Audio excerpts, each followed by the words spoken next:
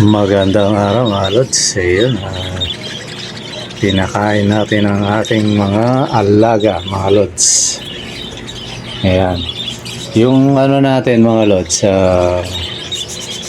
wala, hindi pa rin tapos. Ayan, pakita ko saglit yan pagkatapos ng intro mga lods. Let it, bang, bang.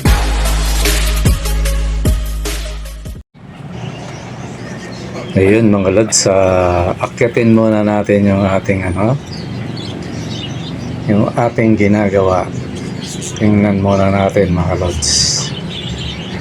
Ayan, ano yan, palibutan ko na siya ng screen. Yan, may konti lang na hindi natapos. Yan, may tapat na temporary pinto. Yan. Pero ano na yan, almost done na. Tapos babalutan pa natin yan ng ng net na kulay green. Yan, yung nakikita nyong net. Kaya ano yan, medyo may gastos pa rin yun. Tapos di ba bubutas pa ako. Pero ano yan, pasasambat matatapos yan mga lods.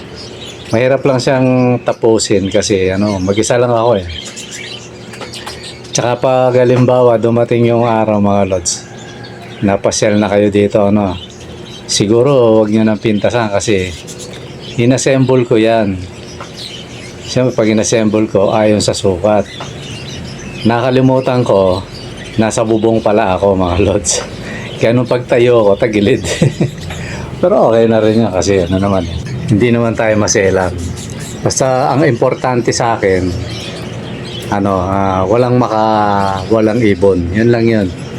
At saka yung hindi siya liparin ng hangin niya. Kasi medyo yan eh. Siguro tsaka ako na lang siya lagyan ng trapal to. Pag yung yung pangsilungan. Pag yung natag-ulan na talaga. Pero sa ngayon lang. Sako-sako lang. Mga pabili pa ako kay commander ng kasi matagal yung in-orderan ko eh. Hanggang ngayon hindi pa dumarating. Sa May 15-16 pa. Baka mamaya pag dumating bogus pa yan, kaya although mura lang naman yun yung shading niya. Kaya ayun, si commander na yung kasi yung sa TikTok mabilis eh. Sabi ko sige order ka na dyan, kahit yung kagaya lang nung in order niya. Kaya yun, dalawa pa siguro yun yung trapal. Ang gagawin ko sa trapal mga lods, ipambabalot ko dyan yung tama lang na masikatan sila ng araw, di ba may sikat ng araw sa umaga. Tapos ang kaya lalagyan natin ng ganun yun para maduling yung mga pusa na hindi nila alam kung ano yung nandun. Diba kasi pag nakikita nila yan, inakit na nga ng pusa yan, gagawin pusa na yun eh. Kita mga nakasara pinasok pa. Loko-loko talaga eh. Kaya ganun talaga eh. Nandun na tayo sa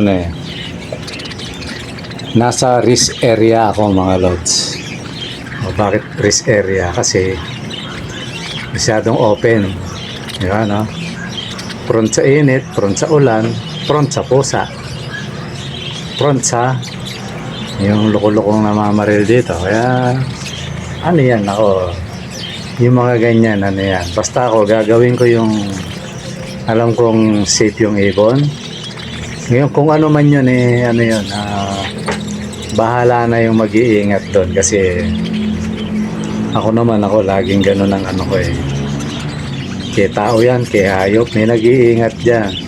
Kahit anong baril mo dyan, pag hindi pahintulot, hindi papahintulot yan. Kaya pero gawin natin yung the best natin siyempre. Ako yan, sa abot ng aking makakaya, yan, medyo masakit na yung aking bulsa mga lods, namamagana. Kaya yun, yung pinagputahan natin tsaka yung pinahiram sa akin, ayun, ubos na. Ngayon hindi pa tapos, pero yun, pwede nang pagtyagaan yan. Na lang, pagtyagaan ko na lang na sulsihan. Kasi may may kung sakali may makukuha ako materialis dyan kasi isang rolo yun, kinabit ko lahat dyan. May kakabit ko yun kasi ang ko lods, yung mga lods, yung yung ibabaw dapat may screen pa rin yun para sa ngayon ano lang, net lang, medyo bitin pa, kaya ano yan, pwede nang pakawalan yung mga ano dyan, pwede nang ilagay yung mga kulungan dyan, pero kailangan ayusin ko pa rin yan. Pero kung hindi naman ako nagmamadali, ano yan, pagtitiisan ko na lang muna ganyan. Siguro magsasample ako, kasi lalagyan ko pang patungan yan eh, lalagyan ko pang patungan, kaya hindi siya pwedeng ano, kasi ito yung dati natin mga lods, mga nakahang yan, malaking kulungan, hindi nakatungtong sa ano yan, totally may bumibit-bit dyan, kaya magaan, di ba, no? Hindi siya nakaano sa bubong. Pero dito sa taas, yung bago natin, hindi pwede yun kasi mga PVC lang yung ano, yung ating nilagay. Although dinoblehan natin ang mga tubo kahit yung maliliit lang, para kahit pa paano tumigas. Tapos siguro pag may naaspatan pa akong ano, kahit PVC lang pwede na yun, lagyan ko pa X, kasi wala pang mga brace talaga to eh. Kaya pag inaluga mo, maalog siya. Ngayon yung naalala ko nito, baka pag tagbagyo na eh. Pero bago naman siguro tagbagyo, matibayan ko na to. Ayan, yun ang ano natin mga lods. Kahit pa paano, kahit pa paano naitayo na natin. Totally kulang pa ng ano yan, kulang pa sa shading net, kasi gusto ko doblen yung shading net para ano, medyo hindi masaktan yung mga ibon natin, pati tayo, di ba, no? Tapos babalutan nga natin yan ng net, tapos yung shading net. Tapos kulang pa rin ako screen, wala pa rin pinto yan, temporal lang yung nakita nyo kanina. Pero at least pwede na, kung nasa akin nyo, kung gusto ko nang maglagay ng ibon dyan, pwede na.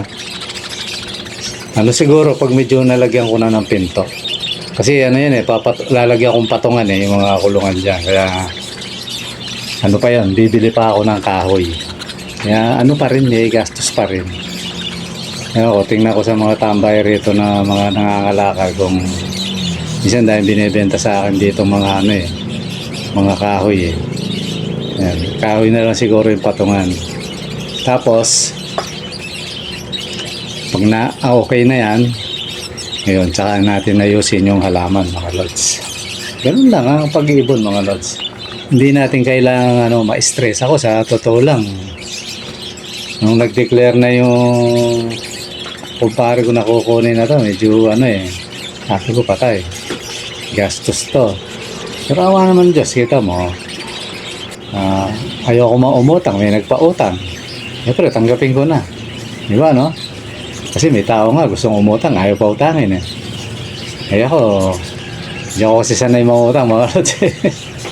Pinautang ako, pero ano, bitin yan, bitin na bitin yan. Tsaka ako na problema kung paano ko babayaran. Yun naman sabi ng inutangan ko eh, shoutout sa'yo ha, di na kita banggitin. Pag medyo lumuwag na ako, yan, ano lang naman yan, yakang-yaka yan.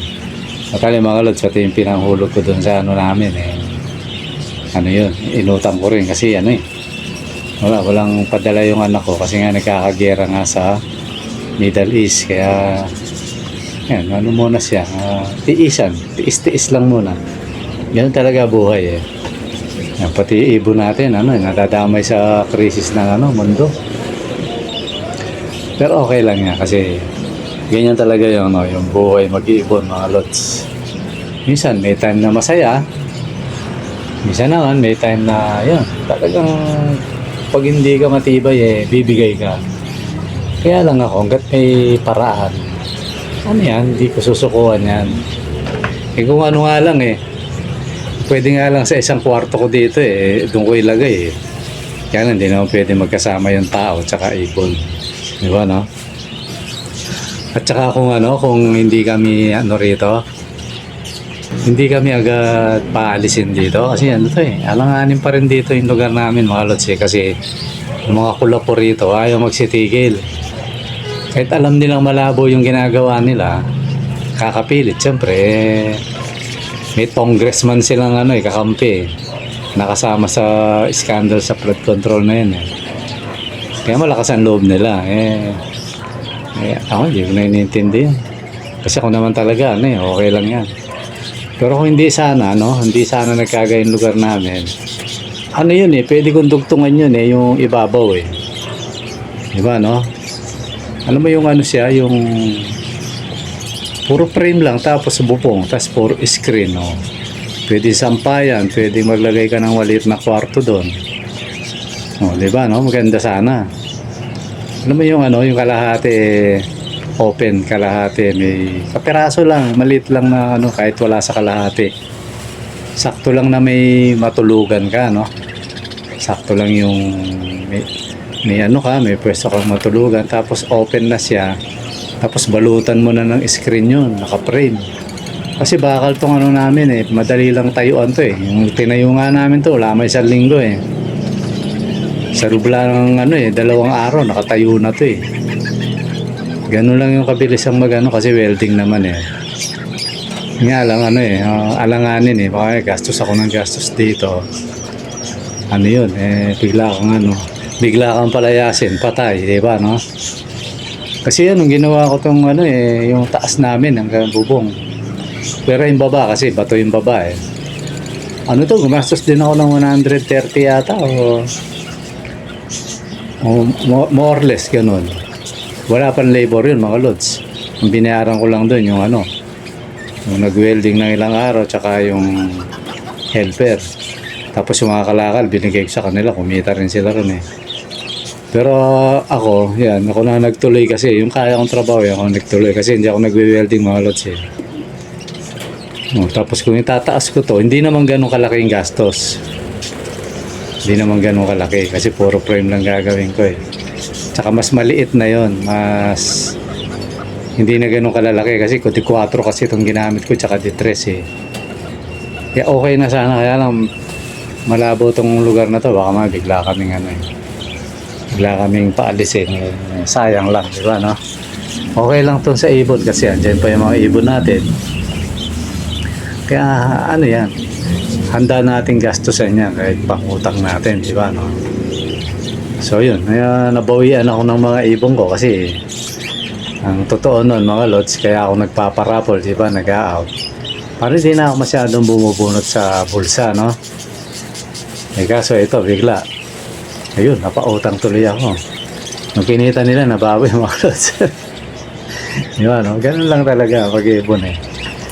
At least ano, naman, ako lang mag-isa, mainit. May kahirapang mag-assemble. Pero masaya ako kasi gusto kong makita na mga ibon ko nasa magandang kalagayan, mga lods. Ayan, ganyan lang tunay na mag-ibon, mga idol. Kaya yung mga ano yan, mga disaster sa ibonan nyo, huwag nyong sukuan yan. Ako ito, sa totoo lang, marami akong maraming minsan may time na, lalo na ngayon, tag-init na naman, no? Biglang may bumubulagta na ibon. Huwag kayong magtaka ron kasi maaaring na-stroke. Baka ala nyo, hindi na-stroke yung ibon. Na-stroke din yan. Bigla na lang bubulagta. Minsan naman, nagugurgur ng kasama. Parang, siyempre, tropa-tropa yan eh. Walang kanong mga fraternity ng mga to. Bubugbugan yan. Di maiwasan yun. Ganun yun eh. Pag nakita mo may nagurgur na at buhay pa ihiwalay mo na kagad. Ano yan, hindi mo may aalis sa sa ibon. Pag mag-iibon ka, may namamatay, may nagkakasakit, may splay leg, basta may mga disaster sa ibonan. Pero mahalaga doon, masaya ka. Masaya kang nag-iibon. Kasi pag di ka masaya, hindi ka tatagal. Kasi hindi ka na masaya eh. Kaya ako, lagi kong sinasabi sa inyo, bata pa ako, mag-iibon na ako. Kaya, kita nyo, talagang tinipid ko yung sarili ko. Yun yung pera kong kinita. Tsaka inutang ko, napunta lang sa kulang pa nga eh. May suporta pa si Commander. Total yung mga lods, yung gastos ko, lagpas na ng 10,000. Ganun-ganun lang. Kung titingnan mo, 10,000 na ba yan? Kung titingnan mo, wala eh. Pero kwentahin mo mga lods, meron eh. Kaya yung 15,000, kulang pa siguro kasi yung hagdan pa, hindi ko pa nabutas. Another pa yun. Di ba, no? Kaya ano yun, magastos. Although, ano naman yun, hindi naman laging ganun. Nataon lang na ano na kukunin na yung pwesto natin. Yan lang ang problema pag hindi atin ang pwesto eh. Kung matatandaan nyo yung aviary ko na yan, di ba? Kaayos ko lang yan eh. Di ba? Kagagawa ko lang yan eh. Pero kung alam ko lang na kukunin na yun, di sana imbis na ginastos ko dyan, doon ko na tinayo, di ba no? Kaya hindi ko naman alam na ano eh, may alam na eh. Mga ano, inggit, pikit, sabi nga. Eh, akala naman nila maano ko kasi minsan nga nagkukwento pa ako sa kanila eh. Napakita ko na ano, wala lang sa akin yun. O di ngit-ngit kayo ngayon na hindi apektado yung ina-assert na, di ba? Ganun lang yan mga lods. Kaya pag nangyayari sa inyo, yung nangyayari sa akin, yung kagaya nung ano, yung kalods ano, di ko nabanggitin na yung pangalan. Yun, siguro yung kapitbahay hindi mo lang kung ano ba eh, yun. Dinispose niya yung mga ibon niya. Ako nanghinayang ako pero wala tayong magagawa, desisyon niya yun eh, di ba no? Pag desisyon ng tao lang tayong magagawa ron. Pero kung ako hindi ako basta susuko, siguro ganito ito pinapauna ko na pagdating ng araw, di ba, kung aabutan ko pa, kung loobing buhay pa tayo, ba, makapagpatayo kami ng bahay sa probinsya, no? Kahit maliit lang. Iuwi ko yung mga ibon ko, magtitira ako ng breeder. Ano ko yan, siyempre hindi mo natin kayang dalhin sa Pampanga yan eh. Kukuha lang mga pwedeng breeder, gagawin kong breeder, tapos ano ko na yan. Baka ibenta ko ng mura o iparapol natin, ganun ang gagawin ko. Pero kamo yung aalisin ko, hindi pwede yun mga lods. Siguro hanggang mamatay na ako, mag-iibon na ako. Kasi ano yan eh, sabi ko nga sa inyo, mula pagkabata ako, kasi ano ako mga lods, lagalag ako. Laki ako sa lola, sakto pa lang akong umangat sa lupa, naglagalag na ako sa Maynila, kaya ano, although umuwi ako, siyempre, umuwi naman ako. Ang ano ko nung bata ako, hilig ko ibon. Kahit sa Maynila dahil pag nakita akong ibon, pinapanood ko yan eh. Ngayon, sa haba ng panahon, yan. Come on, nung ano na tayo, lumipas na yung mahabang panahon, naging mag-iibon na tayo, no? Eh, di ko na iiwanan to kasi ano yan eh. Isa yan sa gusto kong ano sa buhay eh. Alam mo yung mag-alaga ka ng hayop. Mahilig ako sa mga pet eh. Hayop yan. Yung manok ko nga, di ko lang kung saan ko ilalagay eh. Ayoko naman silang i-dispose. Diba, no? Pag hindi naman sayang to, kahit maliit to, pag inadobo ko to, eh, mag-uulam akong buong manok. Diba, no? Nag-iisipan ko na kung saan sila ilalagay eh. Kasi ayoko silang iyan, no? Okay lang yan, magsiksikan sila sa taas. Tapos iiwalay ko yung nangingitlog. At saka yung ano, yung hindi. Kasi namisana naman mga lods eh. Ano yun masarap sa pakiramdam kaya lang wala lang pwesto. Jadi ano, gawan ko ng paraan, di ba no? I-compress ko. Kasi yun nga, hindi ko na binaklas yung bubong. Baka pag talagang wala akong mapaglagyan na talaga, doon ko sila ilalagay. Di ba no? Siguro ano, isave ko na lang sila na hindi sila madali ng pusa, hindi sila mapasok ng pusa o ng daga. Bagay sa ganyang kalaki, ano na yan, takot na daga dyan. Sila nga, may nakikita akong daga pero kita mo, hindi nadadali. Takot na daga dyan. Medyo delikado lang naman ang manok pag medyo sisiw pa eh. Pero pag manok na yan, wala na yan, takot na yung ano dyan. Yung pusa, yan. Medyo ano kasi bantam lang itong mga to eh. Ay bantam, sirama eh, ano yan, medyo delikado kasi maliit pag pusa. So gano'n lang ang pag-ibon mga lods. Kaya ayan, payong ano lang, mga payong mag-iibon lang mga lods. Yun lang yan mga lods. Kasi ano yan, sa mga susunod na araw ay naalala ko pala ano, putol ko, naalala ko yung ano, yung kalods natin na pupunta rito. Baka ano, baka sa linggo wala ako mga lods. Kasi may ano eh, may nag-sponsor sa atin eh. Ano yun, wala ako sa linggo at saka Lunes. Yun. pupunta tayo sa sa magandang lugar mga lods. Yung pinuntahan natin dati, yung hotel and resorts yan. Sa may Bataan yun mga lods. Ayan. Kaya ano yun, si Charles Factor yun yung ano lang naman yun, yung swap. Siguro i-chat ko na lang kasi ano yun baka mamaya hindi niya mapanood to ano yun. Sayang yung ano niya, sayang yung effort niya. Swap lang ano yan, gagawin niyang handpid. So yun lang siguro mga lods. Maraming salamat sa panonood. Bye bye.